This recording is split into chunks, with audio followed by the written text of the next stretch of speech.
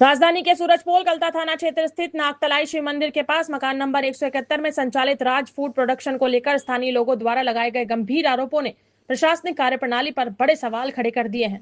रिहायशी इलाके में संचालित इस कथित मोमोज फैक्ट्री को लेकर लोगों का दावा है कि यहां बड़े पैमाने पर खाद्य सामग्री तैयार की जा रही है, लेकिन स्वच्छता, खाद्य सुरक्षा और श्रमिक सुरक्षा मानकों के पालन को लेकर गंभीर आशंकाएं हैं। स्थानीय नागरिकों का आरोप है कि फैक्ट्री परिसर में गंदगी, अव्यवस्थित कार्यप्रणाली और सुरक्षा संबंधी कमियां लंबे समय से बनी हुई है।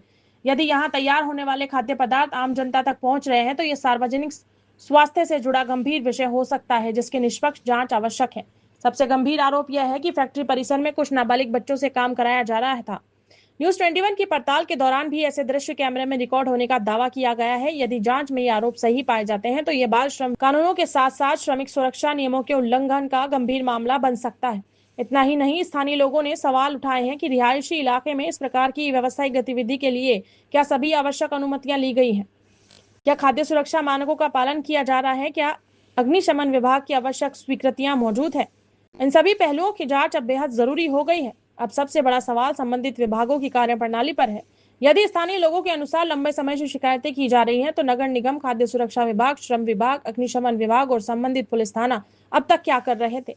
क्या नियमित निरीक्षण केवल कागजों तक सीमित है या जमीनी स्तर पर भी कार्रवाई होती है?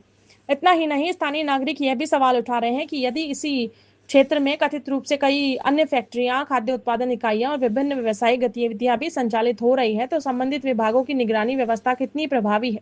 क्या सरकार, नगर निगम और अन्य जिम्मेदार एजेंसियां नियमित निरीक्षण कर रही हैं या फिर शिकायतों के बावजूद कार्रवाई में देरी होती है? यदि कहीं नियमों का उल्लंघन हो रहा है तो समय रहते उस पर प्रभावी कार्रवाई क्यों नहीं की जाती? न्यूज 21 की टीम ने मौके पर पहुंचकर पूरे मामले की पड़ताल की और उपलब्ध तथ्यों को रिकॉर्ड किया। अब आवश्यक है कि संबंधित विभाग बिना किसी पश्चाताप के पूरे मामले की विस्तृत जांच करे और यह स्पष्ट करें कि क्या सभी वैधानिक नियमों, सुरक्षा मानकों और लाइसेंस संबंधी शर्तों का पालन किया जा रहा था। अब निगाहें प्रशासन की कार्रवाई पर टिकी है। क्या जिम्मेदार विभाग मामले का गंभीरता से संज्ञान लेकर निष्पक्ष जांच करेंगे? क्या यदि आरोप सही पाए जाते हैं, दोषियों के विरुद्ध सख्त कार्रवाई होगी?